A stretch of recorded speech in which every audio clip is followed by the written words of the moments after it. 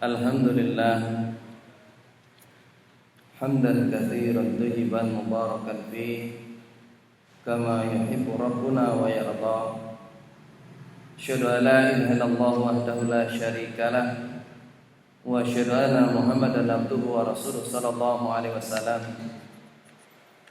Wa sallallahu ala nabiyyina Muhammadin wa ala alihi wa man tabi'ahum bi ihsanin ila yaumiddin. Amma ba'd. Jamaah rahimani wa rahimakumullah. Alhamdulillah.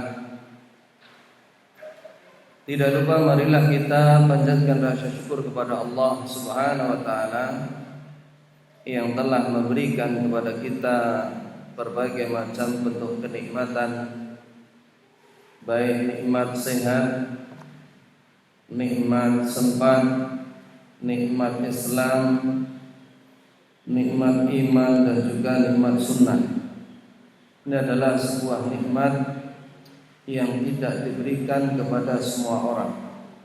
Oleh karena itu, dengan kita diberikan nikmat ini, mudah-mudahan kita bisa mempergunakan pada keridhaan Allah dan menjadikan Allah ridho sehingga Allah menambah nikmat yang telah kita terima. Amin Allahumma amin. Jamaah rahimani wa rahimakumullah, pada kesempatan yang berbahagia ini kita akan membawakan apa yang ditulis oleh Syekh Muhammad bin Shalih Al-Utsaimin, di mana beliau menulis yang sudah diterjemahkan oleh Ustaz kita Ustaz Muslim Al-Atari, 10 hak yang wajib ditunaikan, hak yang dituntut oleh fitrah dan diwatkan oleh syariat. Kita akan memulai pada hak yang dituntut oleh fitrah dan dikuatkan oleh syariat, di mana sesungguhnya segala puji hanya milik Allah Ta'ala semata. Kami meminta pertolongan, ampunan dan bertaubat kepadanya. Kami berlindung kepada Allah dari kejahatan jiwa kami dan dari keburukan segala perbuatan kami. Siapa yang diberi hidayah oleh Allah, maka tidak ada yang menyesatkannya, dan siapa yang disesatkan oleh Allah, maka tidak ada yang dapat memberinya petunjuk. Siapa yang saya bersaksi bahwa tidak ada ilah yang berhak disembah selain Allah semata, tidak ada sekutu baginya, dan aku bersaksi bahwa Nabi Muhammad adalah hambanya dan rasulnya. Semoga Allah memberinya salawat dan salam kepadanya, para sahabatnya, serta orang-orang yang mengikuti mereka dengan baik. Islam mengajarkan keadilan sebagaimana banyak disebutkan di dalam Al-Quran. Ihdilu fa inna aqrabu littaqwa. Di antara kebaikan-kebaikan syariat Islam adalah perhatian terhadap keadilan, dan semua yang memiliki hak diberikan haknya dengan tidak berlebih-lebihan dan tidak ada kekurangan, tidak bersikap hulu dan juga tidak meremehkan. Allah Subhanahu wa taala telah memerintahkan sikap adil, ihsan, agar kita berbuat baik dan berbuat baik kepada karib kerabat. Karena keadilan, para rasul diutus, kitab-kitab diturunkan, dan semua perkara dunia dan akhirat itu tegak. Makna keadilan, tasyeh, keadilan artinya memberikan hak terhadap segala sesuatu yang memiliki hak dan menempatkannya sesuai dengan kedudukannya. Ini merupakan lawan dari kezaliman. Ya, zalim yaitu menempatkan bukan pada tempatnya. Hal tersebut tidak akan terlaksana dengan baik kecuali dengan mengetahui hak Allah, mengetahui hak-hak, sehingga bisa diberikan kepada orang-orang yang berhak. Berdasarkan hal tersebut kami tulis kalimat-kalimat ini untuk menerangkan beberapa hal yang penting dari hak-hak tersebut, agar seseorang dapat menunaikan dengan apa yang dia ketahui darinya sesuai dengan kemampuannya. Hak disimpulkan dalam beberapa poin sebagai berikut, yaitu hak Allah Ta'ala. Ini merupakan hak yang paling besar, dan hak Rasulullah Sallallahu Alaihi Wasallam, kemudian hak kedua orang tua, hak anak-anak, kemudian hak sanak saudara, kemudian hak suami istri, hak pemerintah dan rakyat, hak tetangga, hak kaum muslimin, dan juga hak orang-orang non muslim. Mereka juga memiliki hak. Itulah beberapa hak yang ingin kami bicarakan dalam uraian singkat berikut ini. Kita masuk pada poin yang inti. Yang pertama, hak Allah Ta'ala. Ini merupakan hak yang paling utama, paling wajib dan paling besar, karena ini merupakan hak Allah Ta'ala Sang Pencipta. Karena ini merupakan hak Allah Ta'ala Sang Pencipta kita, yang Maha Agung, Sang Pemilik, yang Maha mengatur semua perkara, hak Raja, pemilik kebenaran nyata, Al-Haya, yang Maha hidup, dan Al-Qayyum, yang berdiri sendiri dan mengurusi yang lainnya. Jadi kalau kita membaca kitab yang ditulis oleh Syekh Abdul Muhsin Al-Badr, yaitu Fikih Asmaul Husna, kata-kata Al-Hayyu ini memiliki faedah dua. Yang pertama, menunjukkan kesempurnaan kekayaan Allah Subhanahu wa Ta'ala, ya, di mana Allah Subhanahu wa Ta'ala berfirman, antum fuqara ilallah, kalian itu fakir, membutuhkan Allah Subhanahu wa Ta'ala. Wallahu huwal ghaniyul hamid.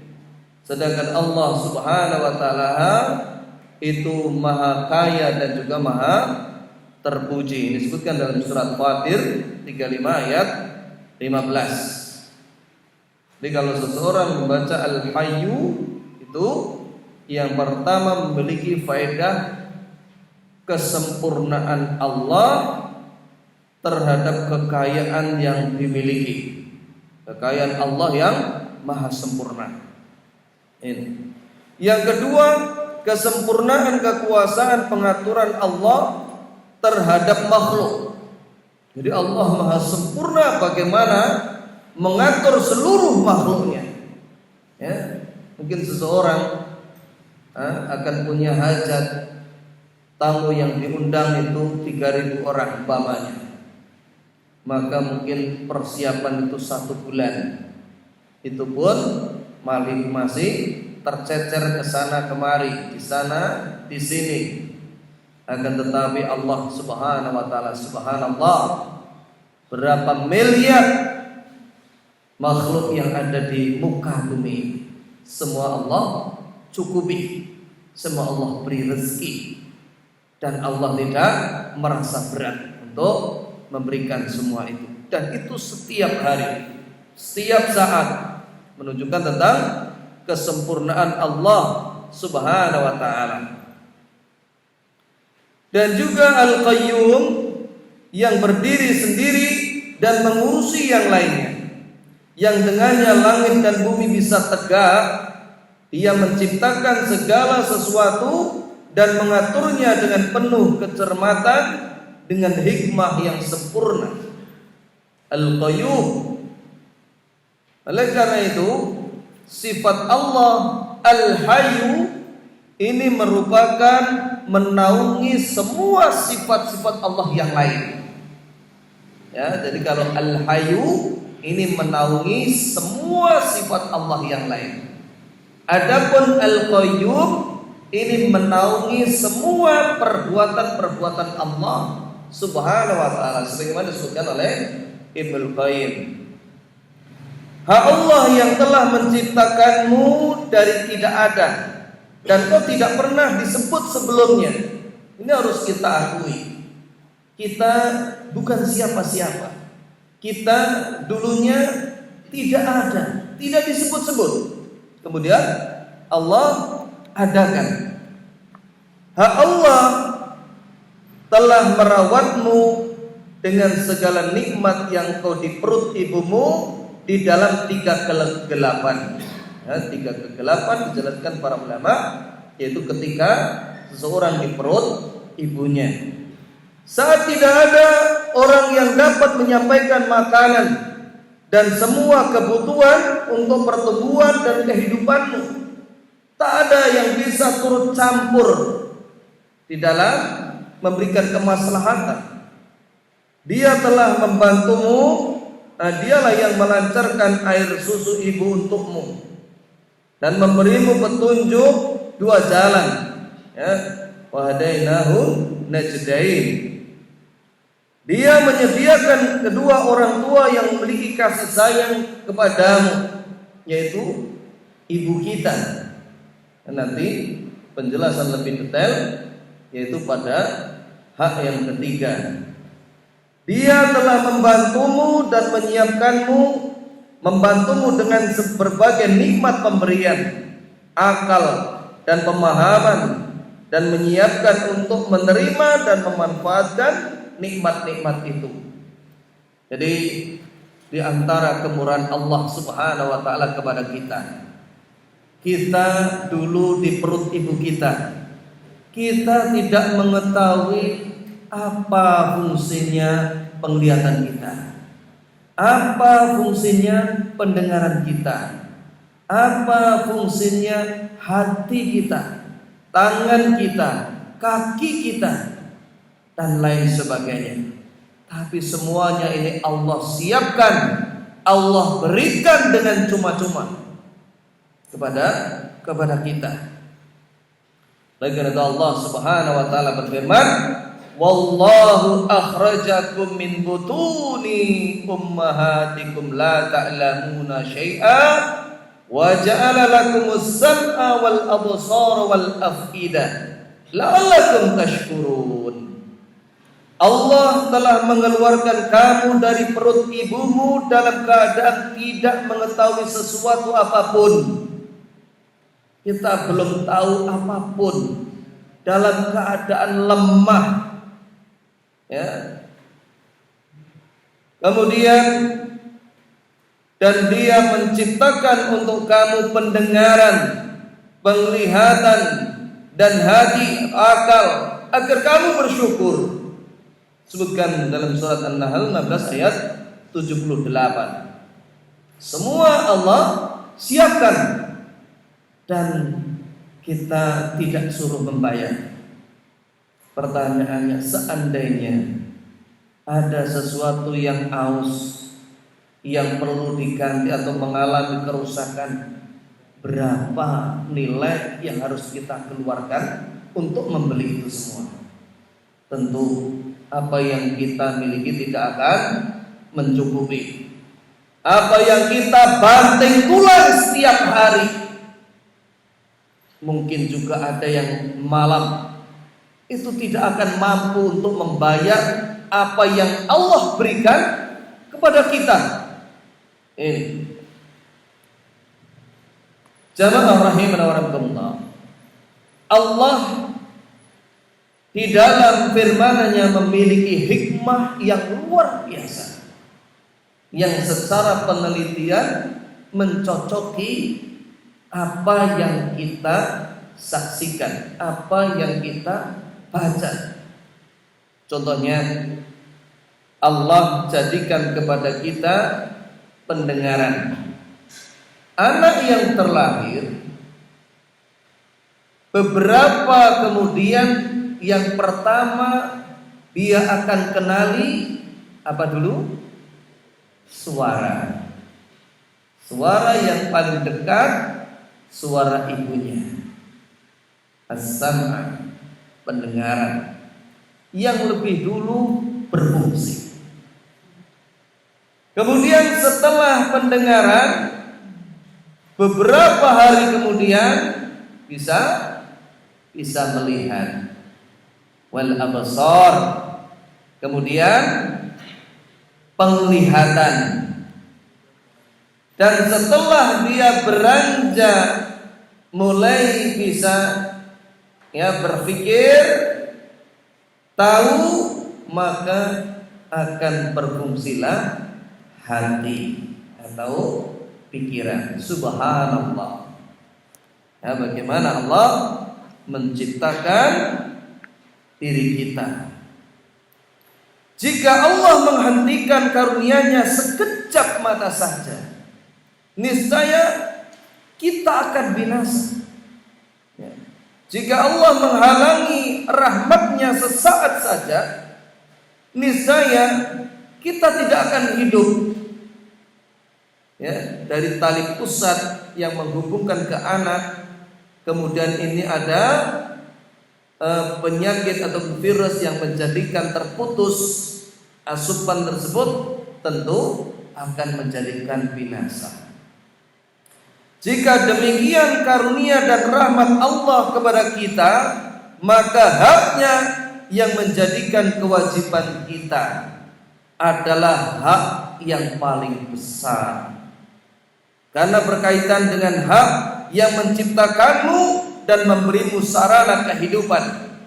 Dia tidak menghendaki rezeki, pemberian makanan darimu, sebagaimana Allah Subhanahu wa taala berfirman, wa'mur ahlaka bis-sholati wastabir 'alaiha la nas'aluka rizqan nahnu narzuquka wal aqibatu lit-taqwa. Perintahkanlah keluargamu mendirikan sholat dan bersabarlah dalam mengerjakannya. Kami tidak meminta rezeki kepadamu, Kamilah yang memberikan rezeki kepadamu. Akibat yang baik itu adalah bagi orang-orang yang bertakwa. Biasa dahulu bagaimana sahabat itu, mereka membangunkan keluarganya di malam hari, kemudian membacakan ayat ini, wa'mur ahlaka bis-sholati wastabir 'alaiha. Perintahkan keluargamu mendirikan sholat dan bersabarlah di dalam mengerjakannya. Dan Allah tidak meminta rezeki kita, itu tidak. Bahkan Allah lah yang memberikan rezeki kepada kita. Ya. Jadi Allah yang memberikan rezeki kepada semua makhluk. Bagaimana disebutkan di dalam surat Hud 11 ayat 6. Wa ma min dabbatin fil ardi illa 'ala Allahi rizquha. Tidak ada makhluk di permukaan bumi ini kecuali semuanya Allah yang memberikan rezekinya. Ini. Gitu pula Allah sebutkan yabshutur rizqa liman yasha wa yaqdir liman yasha.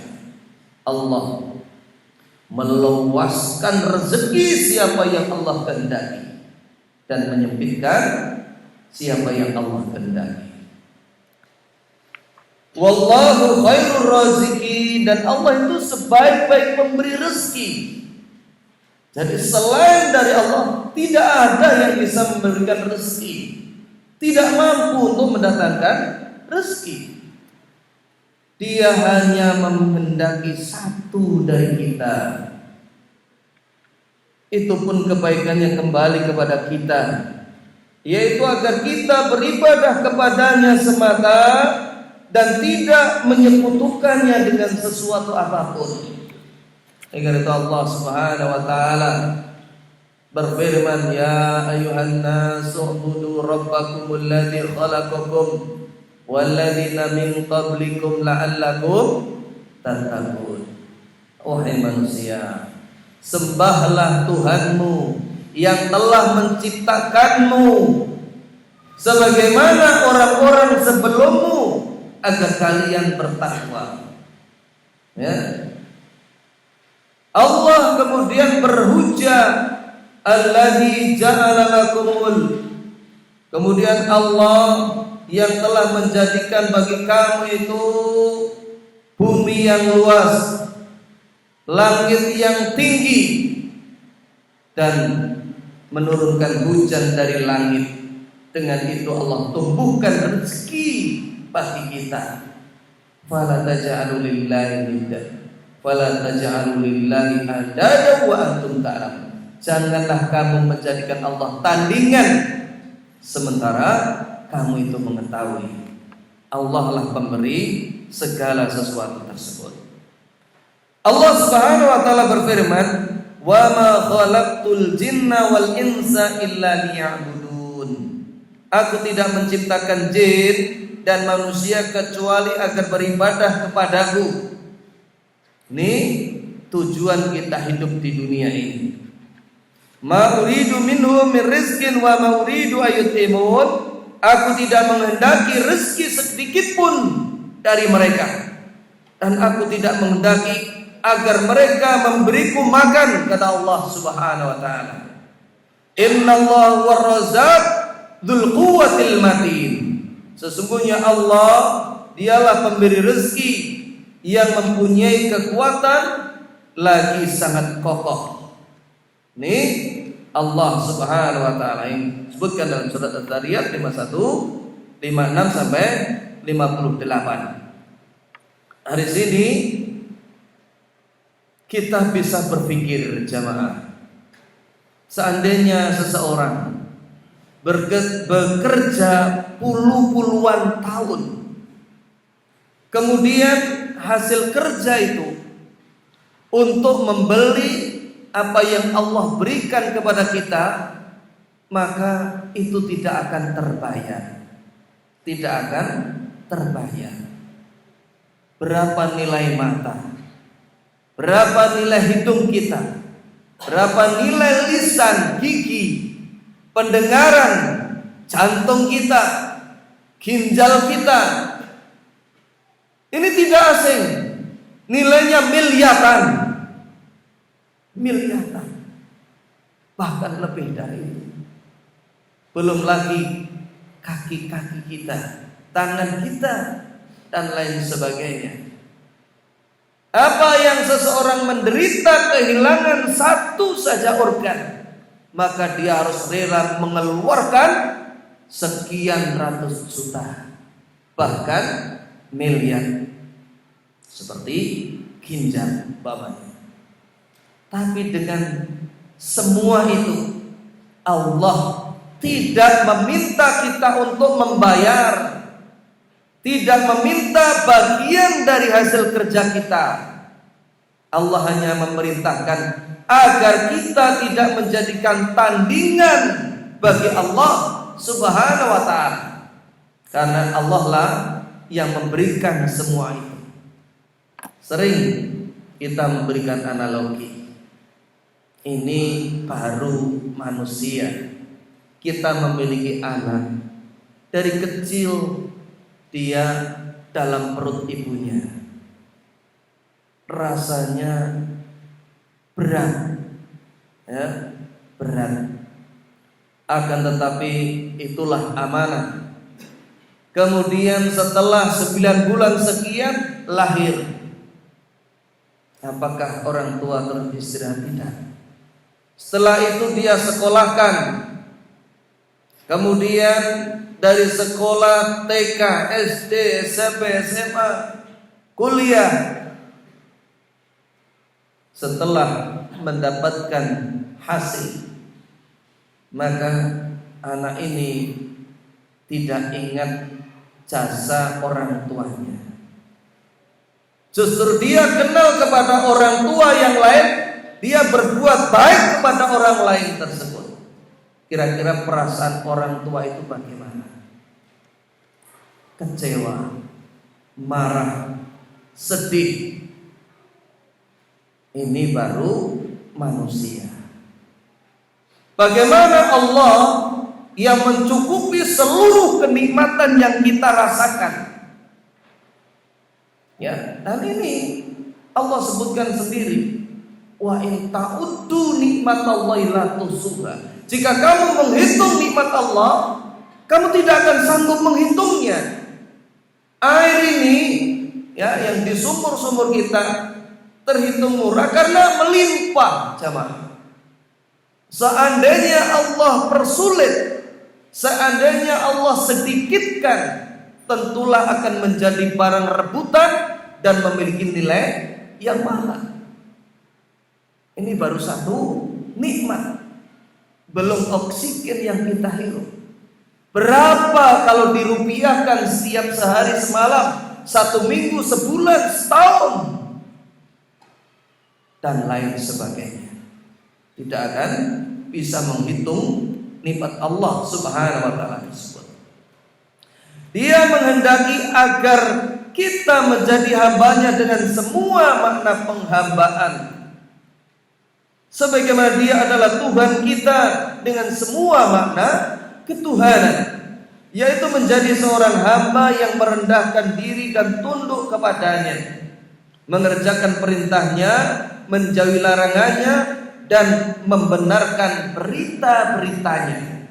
Dan semua yang dia lakukan itu kembali kebaikannya kepada hamba tersebut. Kita berikan contoh. Allah melarang khamr karena itu akan merusak organ-organ manusia. Apabila rusak, siapa yang susah? Diri kita sendiri. Allah melarang zina karena perzinaan itu menyebarkan penyakit, merusak keturunan, menjauhkan dari rasa malu, aib bagi keluarga, dan segudang kerusakan yang lain. Ini Allah larang.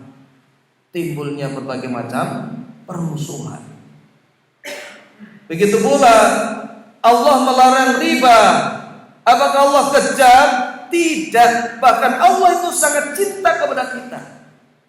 Sering kita berikan analogi, rezeki kita ini diakui ataupun tidak, itu kadang besar, kadang kecil, kadang tidak ada. Bukankah demikian? Gimana badan? Oke. Sementara apa-apa yang diterapkan di dalam riba, mereka setiap saat harus ada, ya, harus menyetorkan, sehingga dengan itu jadilah pikiran manusia banyak yang tertekan. Sehingga apa?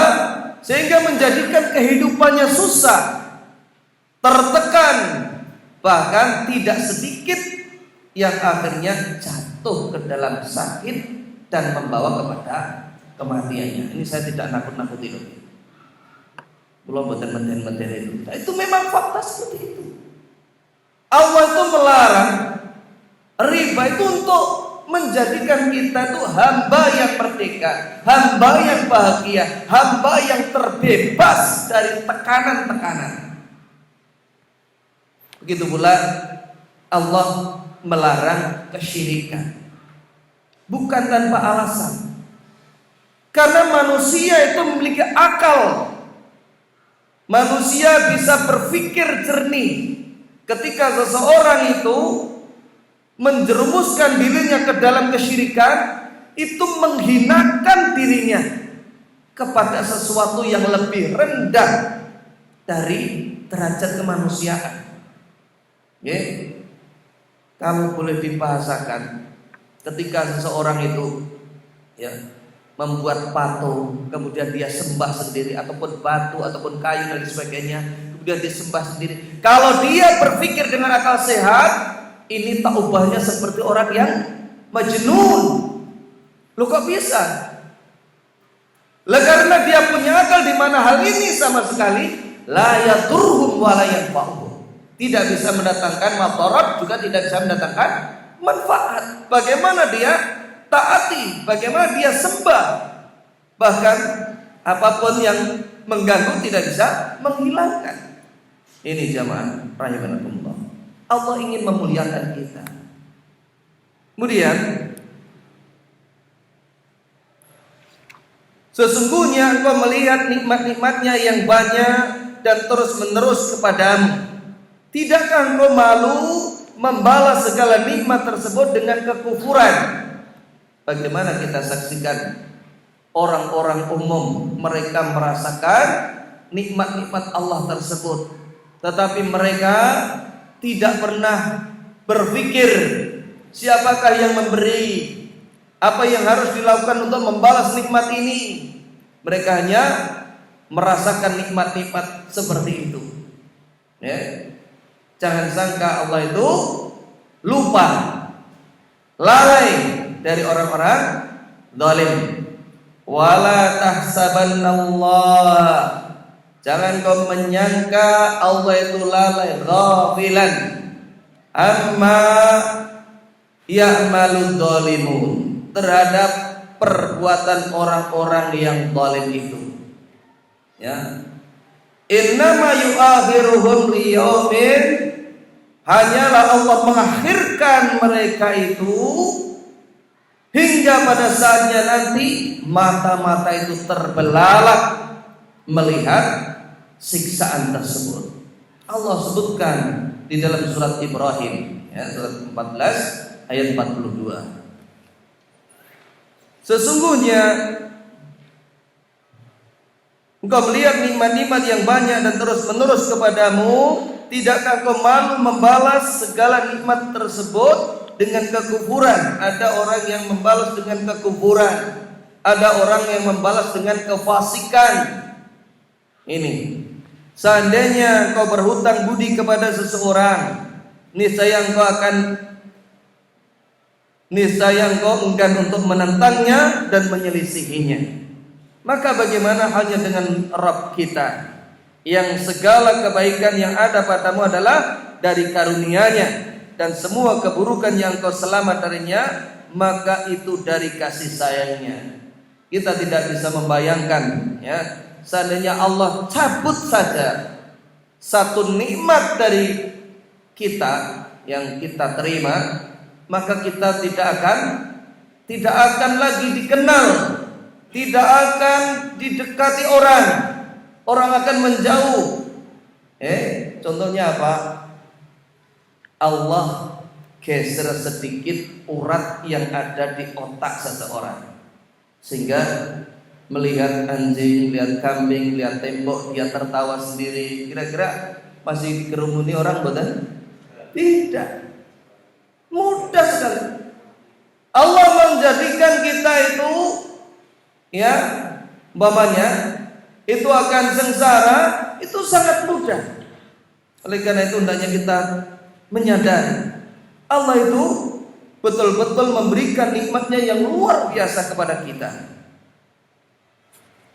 Allah Subhanahu wa taala berfirman, "Wa ma bikum min ni'matin fa minallah, tsumma idza massakumud durru fa ilaihi taj'arun." Dan apa saja nikmat yang ada pada kamu, maka semua itu datangnya dari Allah. Dan bila kamu ditimpa oleh kemudaratan, maka hanya kepadanya lah kamu meminta pertolongan. Jadi semua nikmat tidak ada yang mengingkari, datangnya dari Allah Subhanahu wa taala. Setiap saat Allah mudah untuk mengambil, ya. Dulu ada, Pak, orang itu menyimpan uangnya di rekening sekian miliar, ya, 1 miliar lebih sekian ratus. Kurang apa? Sudah tersimpan dalam rekening. Mungkin di rumahnya dia was-was, takut hilang, pencurian, perampokan dan lain sebagainya. Kalau diwujudkan mobil mungkin khawatir nanti kalau tabrakan makin lama turun harganya. Sudahlah, ini simpan biar aman di rekening. Kurang apa? Tapi kalau Allah menghendaki, maka hacker-hacker itu pun membobol rekeningnya. Dan itu sangat mungkin. Semuanya atas izin Allah, betul? Atas izin Allah. Maka hendaknya kita jangan berbangga diri, sombong di hadapan Allah Subhanahu wa taala. Hendaknya kita mengakui bahwasanya semua itu adalah pemberian Allah. Tidak sebagaimana Qarun, "Inna ma'utitu ala ilmin indi." Onone aku sugih kaya ngene iki, mergo kepinteran sing ono awakku. Tidak menyandarkan kepada Allah Subhanahu wa taala sehingga Allah benamkan di dalam bumi. Kemudian berikutnya, hak Allah itu tidak susah. Sesungguhnya hak yang telah Allah wajibkan untuk dirinya ini sangatlah mudah bagi siapa yang dia berikan kemudahan. Hal itu karena dia tidak mendatangkan kesulitan dan kesusahan. Ya, Allah Subhanahu wa taala berfirman, "Wajahidu fillahi haqqa jihadih wastabakum wa ma ja'ala 'alaikum fid-din min haraj millata abikum Ibrahim huwa sammakumul muslimina min qabl wa fi hadha liyakuna ar-rasulu syahida 'alaikum wa takunu syuhada 'alan nasi faqimus shalat wa atuz zakat wa'tasimu billahi huwa maulakum fa ni'mal maula wa ni'man nasir." Dan berjihadlah kamu pada jalan Allah dengan jihad yang sebenar-benarnya. Jadi jihad itu bukan hanya mengangkat pedang, bukan. Itu salah satu bagian saja. Dan jihad yang terbesar yaitu raf'ul jahli an nafsi wa ghairi, memerangi kebodohan yang ada pada dirinya. Kalau dia sudah sanggup juga kepada orang lain. Ya. Jangan sampai seseorang jihad selalu menyeru-nyerukan perang sementara dia tidak tahu musuhnya. Ayo perangi musuh Allah, ayo perangi musuh Allah. Sementara dia membawa jimat. Sementara dia mempelajari kekebalan. Musuh Allah nama betul? Musuh Allah. Maka harus paham. Dia telah memilih kamu dan dia sekali-kali tidak menjadikan sesuatu kesempitan untuk kamu dalam agama. Apa yang sulit? Pertama kita harus sadar tujuan agama ini untuk kemaslahatan manusia juga. Ya, kalau dituruti pikiran manusia ini muter terus, ya, melebihi ya alat-alat yang bekerja siang malam. Ketika agama ini mengatur seperti kewajiban sholat, maka itu untuk mendinginkan hati kita, pikiran kita. Sebenarnya Allahu Akbar. Maka semua selain Allah itu tidak ada yang besar. Semua selain Allah tinggalkan dulu. Fokus terhadap Allah Subhanahu wa taala. Permasalahannya manusia itu ketika Allahu Akbar justru ingat yang lain. Waduh, sing matun urung dikirim iki mau. Waduh, goreng iwak iki kok mabuk gosong iki. Maka seperti itu kadang-kadang. Depannya malah ada TV segantung. Kok enek bencana meneh to iki. Repot ya. Maka hendaknya kita sadar sebenarnya itu untuk kemaslahatan kita. Kemudian ikutilah agama orang tuamu Ibrahim.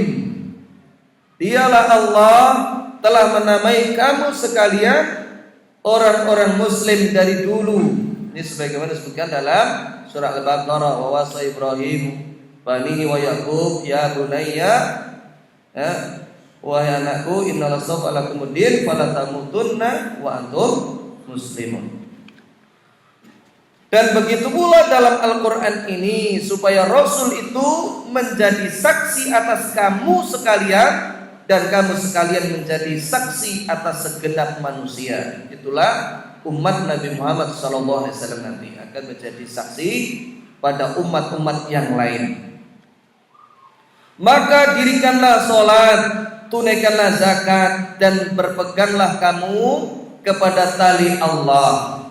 Dia adalah pelindungmu, maka dialah sebaik-baiknya pelindung dan sebaik-baik penolong. Sebutkan dalam surat Al-Hajj 22 ayat 78. Hal tersebut merupakan akidah yang agung, keimanan terhadap kebenaran serta amal soleh yang mendatangkan hasil. Akidah yang batangnya adalah cinta dan pengagungan, sedang buahnya adalah keikhlasan dan juga kesabaran. Inilah faedah di antara faedah-faedah seseorang itu memiliki akidah yang benar. Dia akan tangguh di dalam menghadapi, mengarungi kehidupan ini. Sabar, kokoh, ulet. Ini orang-orang yang sudah paham. Sebaliknya orang-orang yang mereka itu tidak pernah merasakan, mengenyam akidah yang benar, maka kita bisa saksikan di negeri-negeri kafir atau orang-orang yang fasik. Mereka hidupnya akan rusak, baik dengan kemaksiatannya, ya, baik dengan keyakinannya.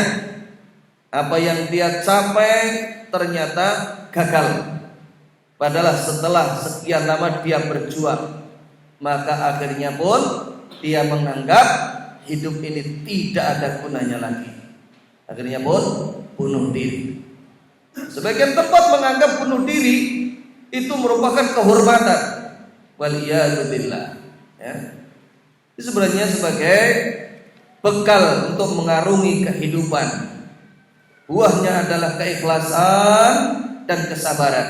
Jadi kalau kita belajar tentang kesabaran, maka kita akan mengetahui sabar menjalankan ketaatan, sabar menjauhi kemaksiatan, sabar an aqdarillah terhadap takdir Allah. Semuanya telah Allah tentukan. Apa yang menjadi permasalahan? Ya, kataballahu maqadira khalaiqi qabla an yakhluqas samawati wal ardi 50 alf sanatin. Allah telah mencatat takdir 50.000 tahun sebelum penciptaan langit dan bumi. Jadi ketika sesuatu hilang dari kita, maka kita sadar ini Allah kehendaki. Allah telah catat. Untuk apa kita sedih? Ya, kalaupun sedih tidak berlarut-larut. Ya. Walillahi samawati wal ardh. Milik Allah apa yang ada di langit dan juga apa yang ada di bumi. Jadi rumah yang megah, mobil yang mewah, kemudian sawah berhamparan sekian patok, ya, itu hanyalah titipan. Titipan. Setiap saat Allah ambil dan mudah. Kita lanjutkan. Kewajiban sholat. Di antara hak Allah adalah sholat 5 waktu sehari semalam. Dengannya Allah menghapuskan segala kesalahan dan mengangkat derajat serta memperbaiki hati dan keadaan. Seperti dalam hadis yang diriwayatkan Bukhari dan juga Muslim. As-salatul khamsu wal jum'ati ila jum'at wal jum'atu ila jum'ati wa ramadhanu ila ramadhana mukafiratun lima bainahuma idza sanabal kabair. Salat 5 waktu, Jumat 1 ke Jumat berikutnya. Begitu pula Ramadan 1 ke Ramadan berikutnya, penghapus dosa-dosa di antara itu apabila dijauhi dosa-dosa besar. Dosa besar adalah yang mendapatkan laknat Allah, ancaman neraka, laknat Rasulnya, dan begitu pula mendapatkan had, hukuman seperti potong, rajam, dan lain sebagainya. Ini menunjukkan bahwa dosa ini adalah dosa besar.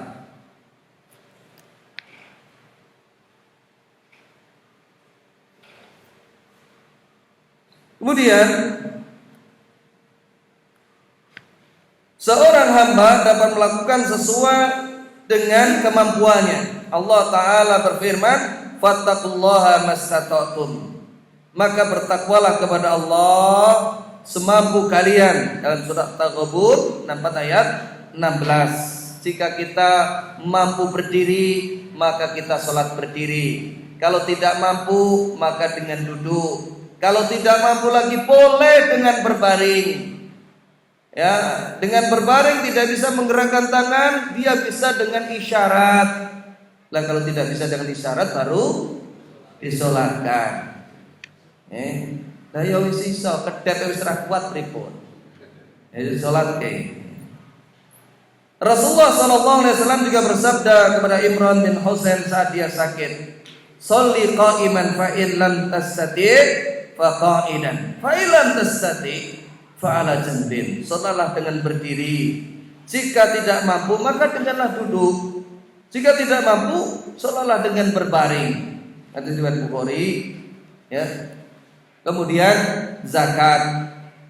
Di antara hak Allah adalah zakat. Itu merupakan sebagian kecil dari hartamu yang diberikan untuk kebutuhan kaum muslimin, yaitu untuk fakir miskin, ibnu sabil, orang-orang yang terlilit utang dan lain-lainnya, termasuk golongan penerima zakat. Zakat bermanfaat bagi orang miskin dan tidak merugikan orang kaya, ya, orang-orang terlilit utang. Maka dilihat apakah dia terlilit utang itu karena beban kehidupannya yang berat, mungkin menyekolahkan anak, mungkin terperosok dalam kerugian dan lain sebagainya. Tapi kalau terlilit utang karena dia mengangsur mobil, mengangsur rumah, ataupun mimpi barang-barang yang mewah, ya ini tidak terhitung. Kemudian kewajiban puasa. Di antara hak Allah adalah puasa pada bulan Ramadan, 1 bulan dalam setahun. Ya ayyuhalladzina amanu kutiba alaikumusiyam kama kutiba alal ladzina min qablikum la'allakum tattaqun.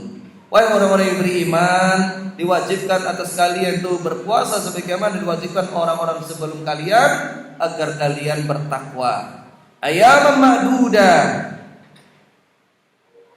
Faman kana minkum maridan aw ala safarin fa iddatun min ayyamin ukhra wa 'alal ladzina yutiquna fidyatun ta'amu miskin faman tatawwa khairan fa huwa khairul lahu wa an tasumu khairul lakum in kuntum ta'lamun. Yaitu dalam beberapa hari yang tertentu, maka barang siapa di antara kamu ada yang sakit atau dalam perjalanan lalu dia berbuka, maka kewajiban baginya berpuasa sebanyak hari yang ditinggalkan itu pada hari-hari yang lain. Dan diwajibkan bagi orang-orang yang berat melakukannya jika mereka tidak berpuasa membayar fidyah, yaitu memberi makan orang miskin. Barang siapa yang dengan kerelaan hati mengerjakan kewajiban kebajikan, maka itulah yang lebih baik baginya. Dan berpuasa lebih baik bagimu jika kamu mengetahui. Kita sama-sama mengetahui betapa besarnya faedah puasa.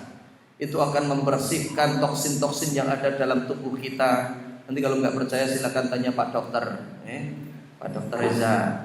Begitu pula akan menjadikan apa?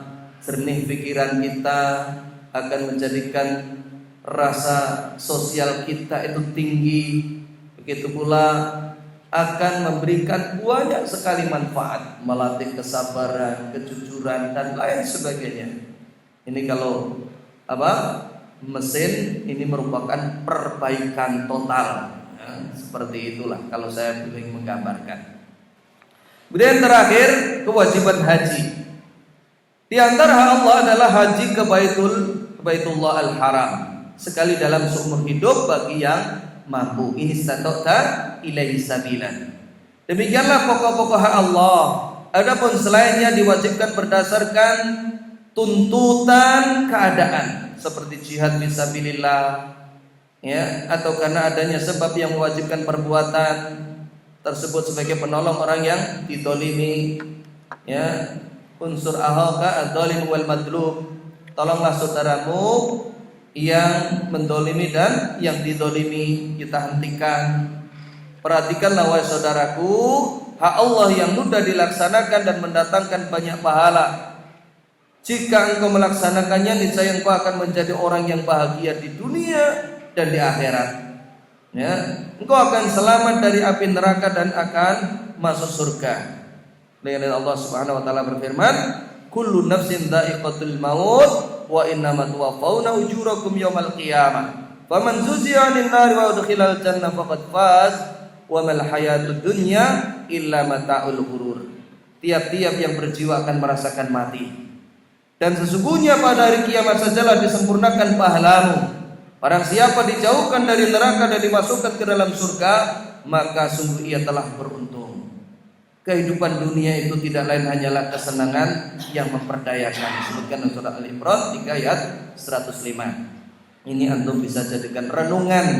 Satu ayat ini merupakan lengkap perjalanan manusia dari kehidupan di permukaan bumi ini, di mana mereka hidup bersaing, berlomba, saling menjatuhkan sama satu sama lain.